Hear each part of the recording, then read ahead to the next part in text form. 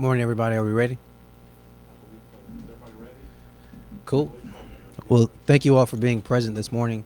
I have a few notes, and then I'll open it up for any questions you may have. But I want to start with what transpired over the weekend as it related to violent crime. But I think it's important to acknowledge the human toll of this. And I start with something very simple, but more important, right? These just aren't people. They have families. They have names. Melvin Foster Jr., Terrell Malik Young, Daquan Arthur Leon Robertson, Mikhail Rashad McCord, Deontay Dewan Jarrett, and David Desmond. These 6 men lost their lives to gun violence during a 48-hour window in our city this weekend. Unfortunately, also last night, a woman who has not been publicly identified pending notification of her family lost her life to gun violence also. My heart, Chief Smith's heart, City of Birmingham, collectively, our hearts and our prayers go out to their families. But I think this community, and especially their families, want more than thoughts and prayers. They deserve more than thoughts and prayers. What they want and what they deserve is justice. Birmingham police are working hard in pursuit of that justice. Many of these cases are very active, and our detectives are working hard. But even that cannot erase the pain those families are feeling. As the holidays approach, they will experience loved ones who won't be able to open toys with their children. They won't be able to enjoy a cup of eggnog while watching and catching up on some old movies or sharing laughs over the holidays with their family. I know that pain, and too many families know that pain, and now 7 more families will experience that pain. And these families do not deserve that hurt. These murders have a ripple effect, devastating not just for their families and their homes, but for all of our communities. Now, in the times of tragedy, it's natural to look for answers. The first question may be, what are our city leaders doing? When a community hurts, it's standard to ask a second question, what can we do? As a city, we're investing in conflict resolution options. We've invested $1 million in the current budget to support mental health partnerships with the Birmingham City Schools to offer more counseling services for our K-12 children. Through funds from the American Rescue Plan, which I'm grateful for Council President Wardine Alexander and her colleagues, we plan to further more investments to the tune of at least $3 million in violence reduction efforts to directly intervene with victims of violent crime, enacting to prevent what we know as revenge violence, what some in the streets may call street justice. Additional funds would go to partner with community groups to further the cause of peaceful conflict resolution. And many of you all in the media know we've taken over 2,500 guns off the street. But as Chief Smith would say, I think we all agree that unfortunately it is easier to get a gun than it is to even get drugs in Birmingham. Now, I have the utmost faith in our police force, but I got to be honest with everybody. No one expects us to put an officer on every corner. No one expects us to put an officer in every private vehicle. And no one expects us to put an officer in every home. Instead, we must look to the community. We must look to each other.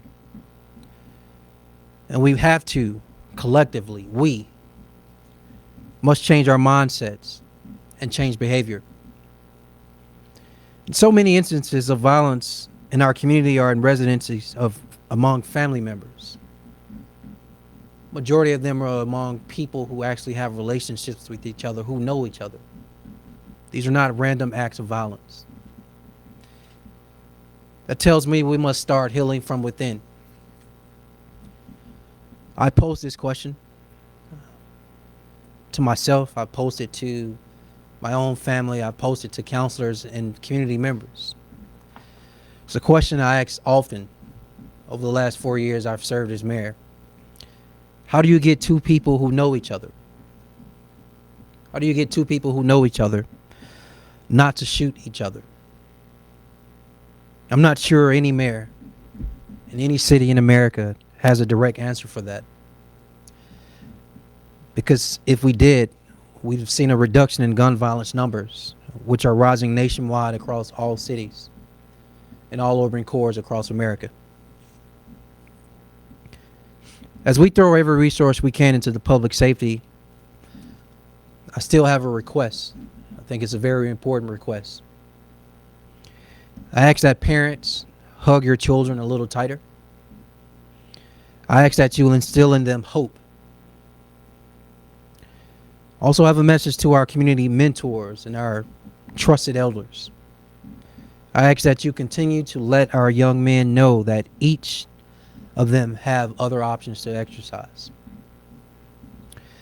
The people who lost their lives over the weekend are between the ages of 17 and 42. They left us way too soon. Their families are grieving.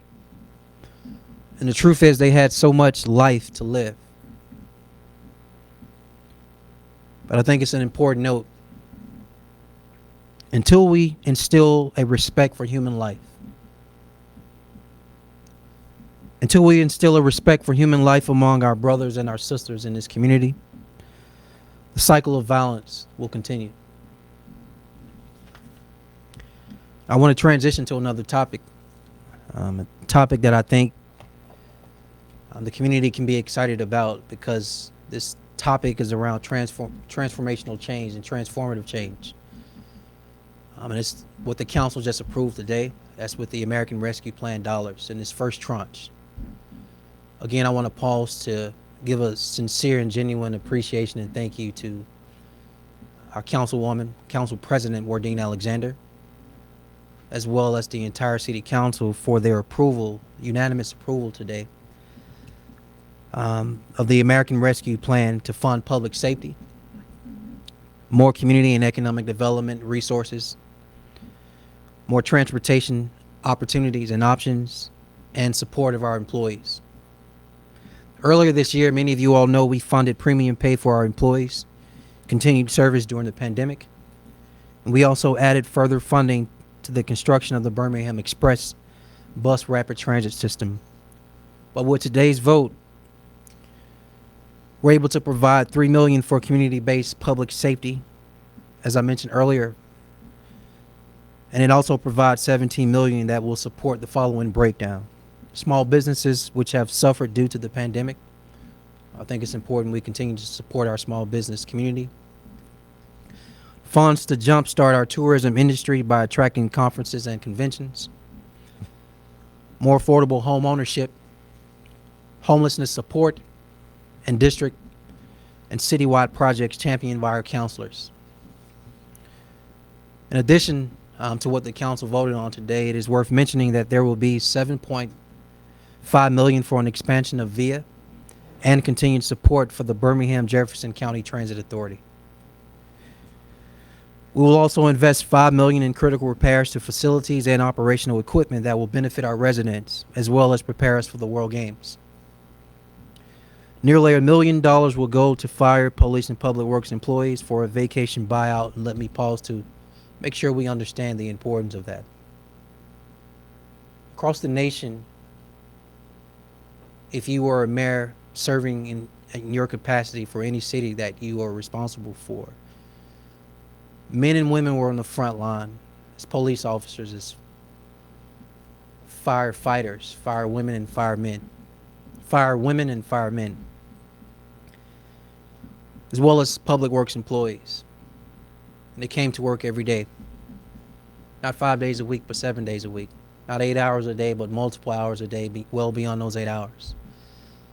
And they gave their time away from their family, and they risked their lives, and they sacrificed on the front lines, facing and fighting the coronavirus, along with those in public health, our nurses and our doctors.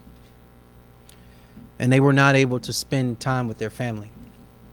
and they were not able to take off on the weekend or use vacation time like you all were able, or like you all were able to work from home in the safety and the confines of your home. We owe our employees. And I'm happy that the council agrees with that and supported this buyout.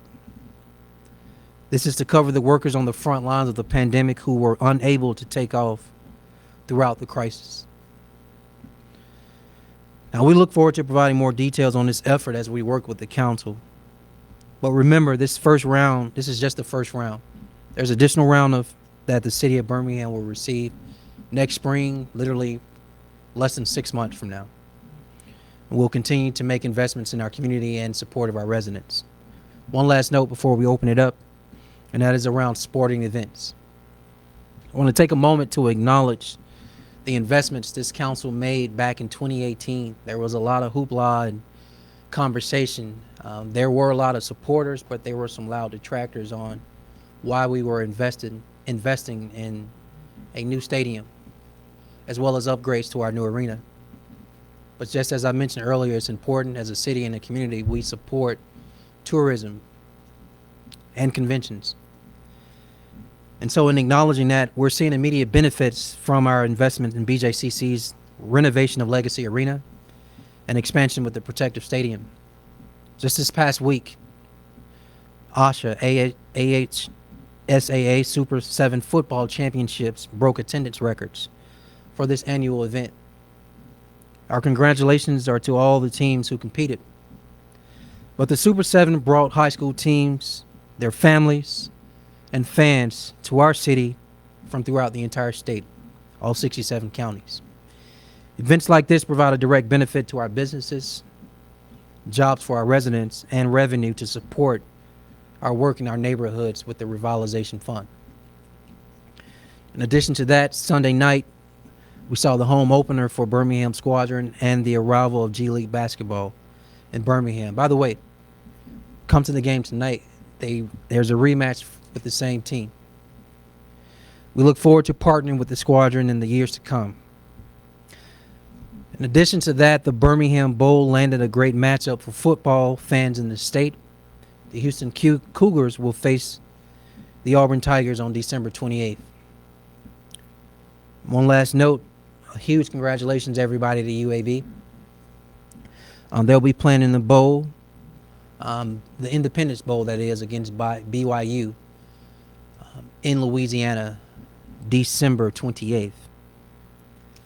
And so with that, again, I want to thank everybody for your attendance, and at this point, open it up for any questions you may have.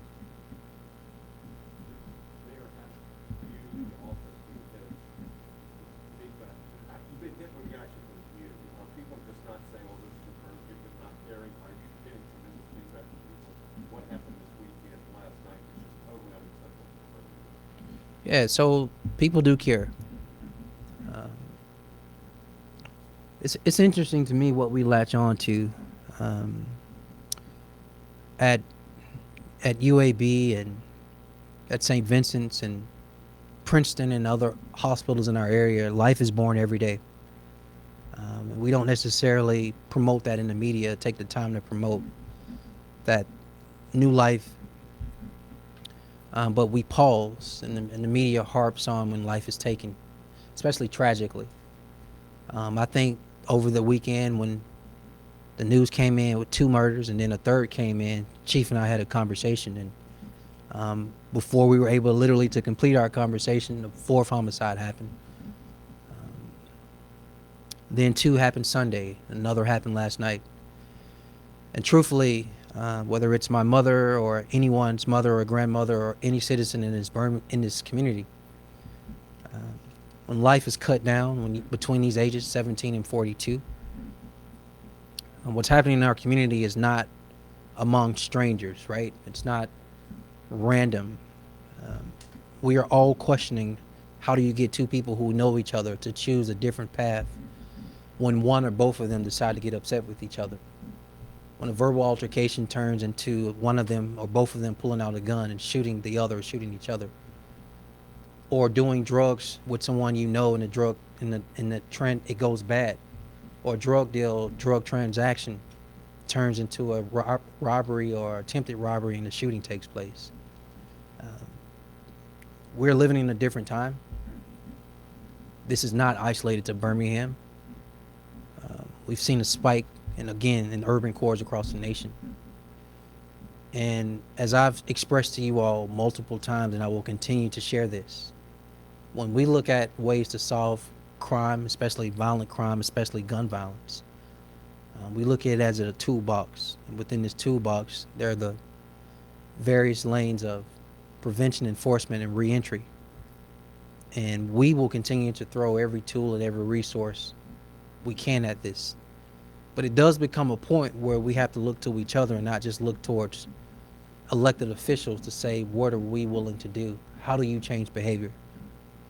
What sacrifices as adults are we willing to commit to our youngest generation to get them to choose a different path, different behavior that's not the same as people in my generation or the generation above me? Uh, they see things they shouldn't see, and they may mimic behavior that leads to their death or leads them to being arrested, and we should not and cannot continue to have that. And so we will continue to be hopeful. I think it's important not to get too down. But our citizens expect more than just the intangible of hope.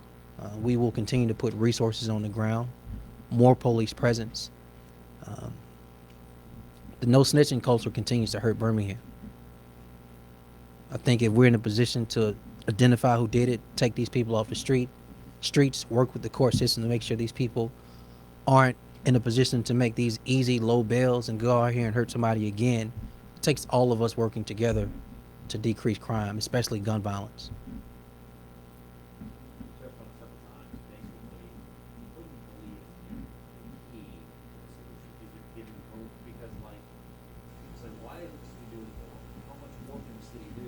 Right.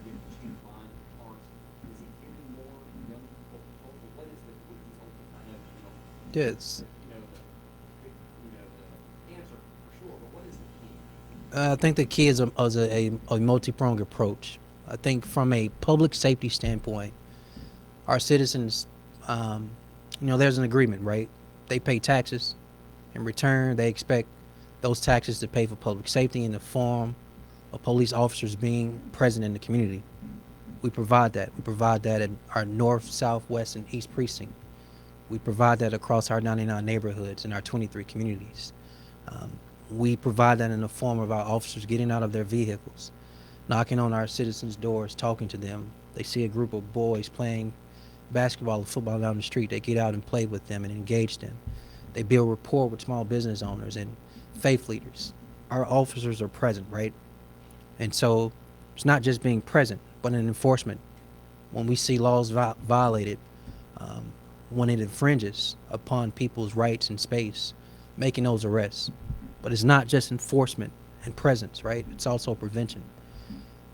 Partnering with community organizations around prevention measures that teach our children how to cool off, um, how to actually engage conflict when they have a disagreement or issue with another young person.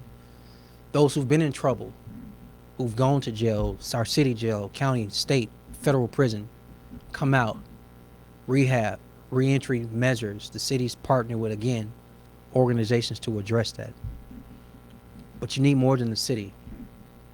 We need parents. We need faith leaders. We need elders. We need organizations. Everybody has to say, this is not acceptable, right? We can't sit on our couch, turn on the news, see that someone was killed or murdered, turn our news off, go back to our life and say, oh, that's somebody else's problem. We all should be engaged and active in making sure people make better options. Truthfully is, what we got to do is continue to put resources on the ground. We'll do that. But let me be very clear. I've said it. I'll continue to say it. No one should be looking at me for all the answers on how to stop two people who know each other from shooting each other. That's not realistic. And to be honest, we need people to have better home training. We need people to understand what it means to walk away from a situation, cool off.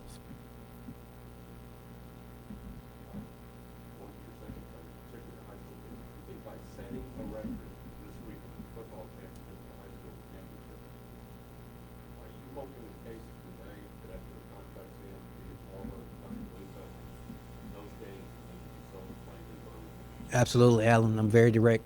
Why not? Right? We have invested in our facilities to recruit and give our fans, give our families, give our athletes and coaches an experience, and a world class experience. And I think within that experience, what we're saying to the world is the city of Birmingham that has this tagline, the football capital of the South. It's not of just the past. It is the present and the future as well. And Birmingham is open, and we have the facilities to support um, these continued games. Do we want to share these games with other cities? To be honest, no. But I think we've made a case, and we'll see where things go. Anyone else? Go ahead. 35, whatever. Is that the second, I know it was 70 plus million for the initial. Correct. Gave from the games. Is this the second of that or the first? This is the second of that. So you have right at about 140 million. 70 million was in two tranches. We received the first tranche this past May, and within this May to December, originally we supported our employees, and then we moved to support the continuation of the bus rapid transit system. It left about 35 million from this first 70 million. Council just approved the expenditures in categories of the remaining 35 million. We'll see another 70 million be given to our coffers from the federal government in May of 2022.